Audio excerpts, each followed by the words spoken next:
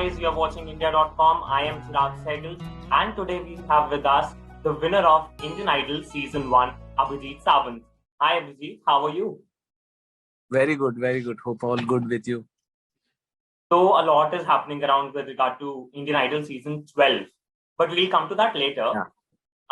But I mean, you became, when you were the winner of Indian Idol, it was 2005. It's been over 50 years now. And a lot has changed as far as the singing reality shows are concerned. What are these changes that you can also feel, you can also witness? Are there any changes?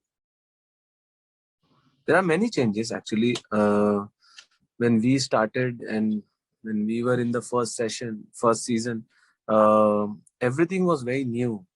Not only for us, but for even audience, for the showmakers also. It was a new show. It was a complete concept. Even in our show, एक abroad से team आता था, and they used to actually monitor the whole show. So गोरा जो होता था वो हमारे साथ रहता था. They used to coordinate everything. So it was completely, not I would say completely, but there was a control from America. America और UK उनसे होता था. And तभी सभी चीजें नई थी और कंटेस्टेंट नए थे. जजेस का जो आज का एक्सपोजर है, वैसे पहले जजेस को एक्सपोजर नहीं था. एक्सपोजर मींस लोग इतना इजी एक्सेस नहीं था किसी भी जज के लिए. तो सीइंग सोनू निगम और सोनू जी और अनु मलिक और Farah Khan face to face, it was very difficult. तो पहले एक बहुत एक्साइटमेंट हुआ करती थी. एक अलग ही तरह का माहौल होता था, क्योंकि एक स्टार्स को इतने करीब से देखना, उनकी लाइफ को जानना, उनके साथ बात करना, ये भी बहुत बड़ी बात हुआ करती थी. लोग खासकर बहुत दूर से सिर्फ उनको देखने के लिए आते थे. तो इस तरीका का एक कल्चर था. जैसे जैसे टाइम बीता है, वैसे वैसे now even contestant has become more professional. They know what to do in the show, how to behave in the show, what they have to sing in the show. The makers have already planned everything and they have made show on a bigger level. Judges जो है वो उनका वो ज्यादा vocal हो गए हैं. वो ज्यादा ओवर द बोर्ड जाके चीजें करते हैं, क्योंकि दे आल्सो नो कि थिंग्स वर्क्स वेल. तो बहुत सारी चेंजेस, बहुत सारे बदलाव आए हैं. हालांकि हमारे टाइम में साइमन काउल और उन लोग का एक प्रभाव था. एक उनको देखकर हमारा शो बना हुआ था. तो अनु मलिक एक टाइप के उस तरह से किरदार में थे कि अगर कुछ गलत है तो उसको बहुत बहुत ब्लंटली वो कहते थे कि अच्छा नहीं लगा तो अच्छा नहीं लगा. और कभी कभी बहुत हाश हुआ करते थे. आजकल बहुत ज्यादा प्रेजिंग होता है. तो इस तरह से चेंजेस आए हैं. एक साइड से अच्छा भी है, गुड एंड बैड दोनों है इसमें. गुड बात ये है कि कंटेस्टेंट को मोटिवेशन ज्यादा मिलती है, उनको सपोर्ट सिस्टम ज्यादा अच्छे से होती है. बैड पार्ट ये है कि उनको सही मार्गदर्शन है या नहीं है ये भी नहीं पता होता. तो जैसे आपने अभी कुछ दिन पहले बोला कि as far as season 12 is concerned, focus जो है सिंगिंग से थोड़ा हटके कहीं और जा चुका है. इस पे आप क्या कहना चाहेंगे? आप इसे एलैबोरेट करेंगे कि अगर फोकस आज के सीजन 12 में सिर्फ सिंगिंग नहीं है तो what is going wrong in this? नहीं, सिंगिंग तो डेफिनेटली ऐसा नहीं कि मैंने कभी ये नहीं कहा कि सिंगिंग से फोकस हट चुका है. फोकस अभी भी सिंगिंग पे है. सिंगिंग एक मेन पार्ट है क्योंकि it's a reality show, singing reality show. तो डेफिनेटली सिंगिंग होनी चाहिए और अच्छी भी हो रही है. सभी सिंगर्स बहुत अच्छे गाते हैं. लेकिन I remember when we were in the show, जो भी एक्स्ट्रा एलिमेंट्स होते थे वो उनका ड्यूरेशन बहुत छोटा हुआ करता था. उसमें ज्यादा चीजें हर परफॉर्मेंस के बाद कुछ करना ही है या कुछ एलिमेंट्स ऐड करने ही है, ये कोई जरूरत नहीं हुआ करता था. और इसकी वजह से सॉन्ग ड्यूरेशन बढ़ा हुआ करता था, सॉन्ग ज्यादा लंबा हमें गाने को मौका मिलता था, ज्यादा परफॉर्म करने का मौका भी मिलता था, गाने पे ज्यादा ध्यान देने की जरूरत पड़ती थी क्योंकि बाकी सारी एलिमेंट्स जो है वो बहुत ही ज्यादा कम होती थी, हमें ज्यादा डिस्टर्ब नहीं किया जाता था, जो कि एक आपको एक रियलिटी, एक कुछ भी एलिमेंट शूट करना पड़ता था एक हफ्ते में, उसके बावजूद बाकी सारा टाइम जो है वो बहुत सारा टाइम हमें सिंगिंग पे ध्यान दिया जाता था। और कई जो चीजें होती भी थी वो बहुत अलग अलग तरीके से होती थी, जैसे कभी हम किसी अनाथ आश्रम में चले गए, कोई बच्चों को सपोर्ट करने के लिए चले गए, कहीं कहीं कॉलेज में चले गए जहाँ पर यंगस्टर्स को हम लोग मोटिवेट करने जा रहे हैं। तो इस तरह के एलिमेंट्स ज्यादा हुआ करते थे। तो ये कई आज के टाइम में परफॉर्मेंस के लिए बेटर है या फिर उस टाइम आप कहना चाहते हो उस टाइम ज्यादा बेटर था? उस टाइम में डेफिनेटली ज्यादा बेटर था। आज आज वो जो है चीजों को ज्यादा तवज्जो दिया जा रहा है, और उस मुकाम पर आके आप इतने प्रोफेशनल सिंगरों को लाकर इतना प्रोफेशनल सिंगिंग करवा के उनको और ज्यादा चैलेंजिंग वर्क देना चाहिए, जो कि ऑडियंस को भी म्यूजिकली सुनने में देखने में और ज्यादा अच्छा लगे। और क्या होता है जब आप दूसरे एलिमेंट्स पे ज्यादा काम करते हो तो सिंगिंग या म्यूजिक का जो स्तर है वो थोड़ा नीचे आ जाता है। और यही मेरा सबसे बड़ा इशू रहा, या कहे कि एक कंसर्न पॉइंट रहा है कि अगर अगर हम लोग और ज्यादा टाइम उन्हें म्यूजिक के ऊपर ध्यान देने के लिए दें, या कई ऐसे लोगों को ऐड करें इस शोज में जो कि म्यूजिक और क्रिएटिव तरीके से लोगों के सामने प्रेजेंट कर सके, तो म्यूजिक और ज्यादा रिचर होगा, लोगों को, ऑडियंस को ज्यादा अच्छे म्यूजिक सुनने का मौका मिलेगा, और ज्यादा बेहतरीन और डिफरेंट काइंड ऑफ म्यूजिक सुनने का मौका मिलेगा। इट्स नथिंग लाइक कि मुझे मुझे कोई ग्रज है, या I love Indian Idol, I always loved Indian Idol, I all contestants are almost like my family members. I always believe that कि मुझे देखकर बहुत सारे लोग आज कंपटीशन में आए हैं, या मुझे देखकर आज कंपटीशन कर रहे हैं, या उनको पता है कि भाई the first was Abhijeet Sawant.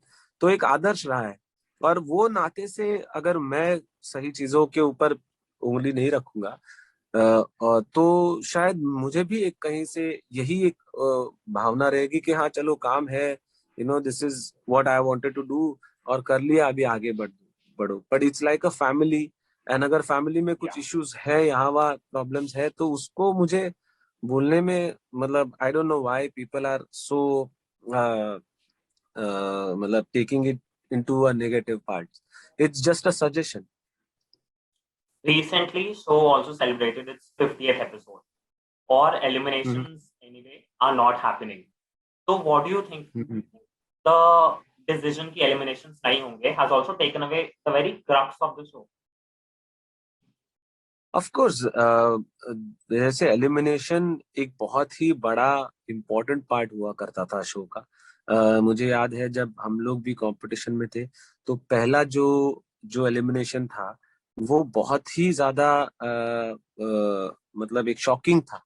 हम लोगों ने कभी बिलीव नहीं किया था कि जो लड़का विशाल कोठारी जिसका नाम है, ही वाज सिंगिंग ब्रिलियंटली, बहुत अच्छा गाता था, अच्छा सिंगर है वो। और वो जब फर्स्ट राउंड में एलिमिनेट हो गया तो एक शॉक था सबके लिए, और वो हमें, और उसके बाद भी कई बार ऐसा हुआ, बट कभी भी एक फॉर्मेट को कहीं से भी टैम्पर करने की कोशिश कभी नहीं हुई।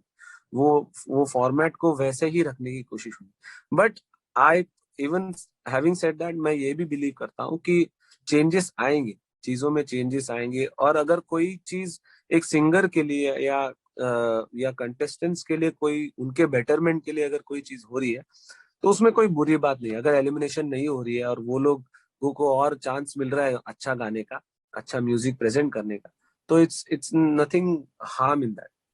But then where does it end? For example, if there are no eliminations, so या week by week it's just going on with nobody. Like competition level, do you think वो भी नीचे आ जाता है because there are no eliminations happening? And then how do you या also present the winner of the show then?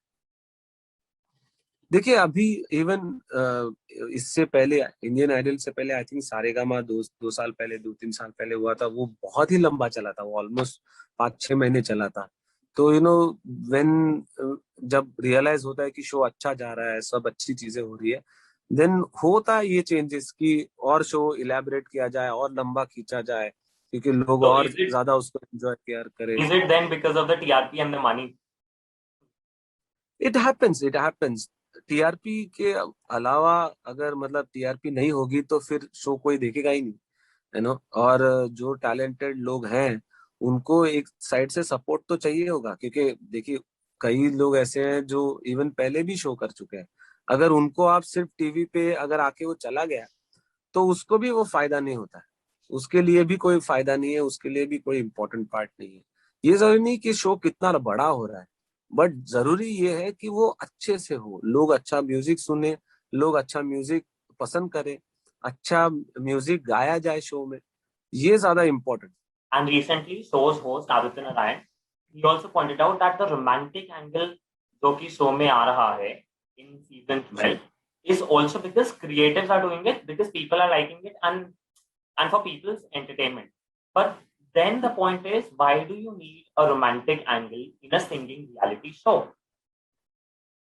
देखिए reality show में कौन सी चीज इम्पोर्टेंट होगी ये नहीं होगी. जैसे मैंने कहा कि एलिमेंट्स जो एक्स्ट्रा एलिमेंट्स हैं उसको कितना आपको स्ट्रेच करना है ये इम्पोर्टेंट है. कौन सा एलिमेंट हो ये इम्पोर्टेंट नहीं है.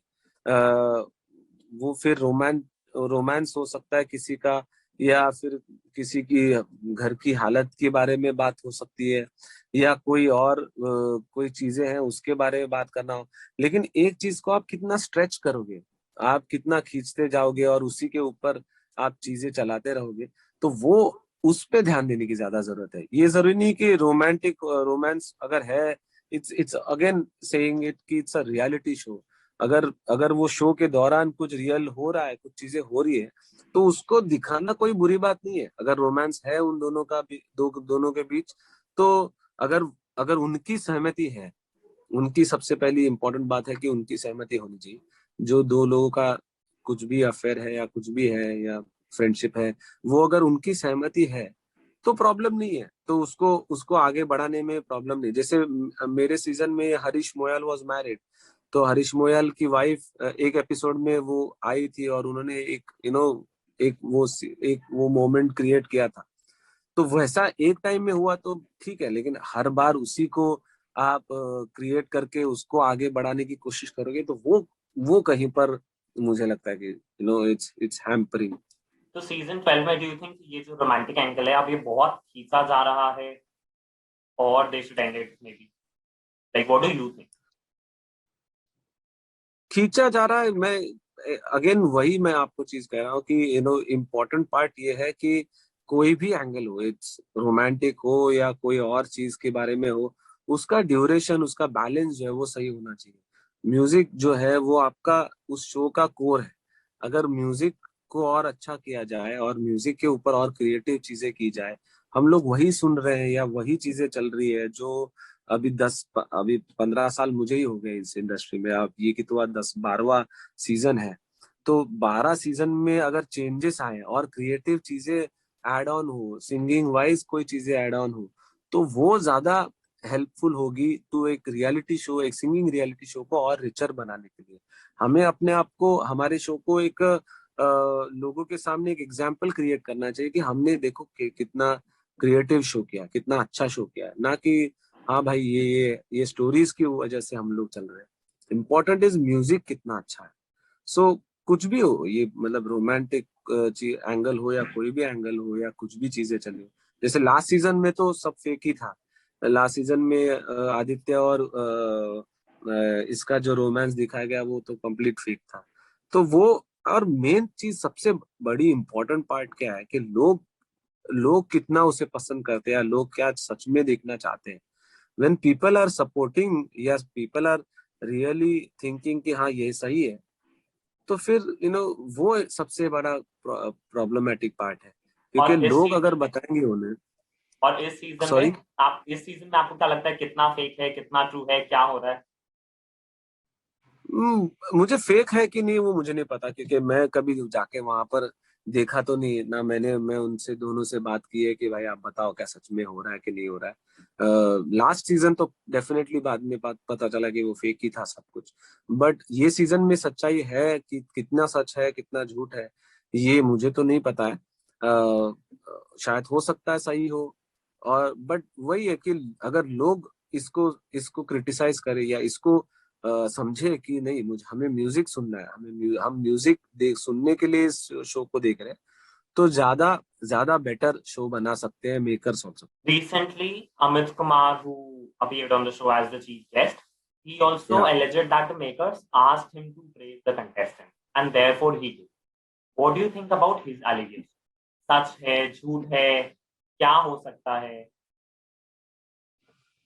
देखिए, अगर उनको ऐसा कुछ भी लगा होगा कि शो में नहीं सही हो रहा है या ये सही चीज नहीं है, तो उन्होंने तभी बोलना चाहिए था, पर्सनली स्पीकिंग।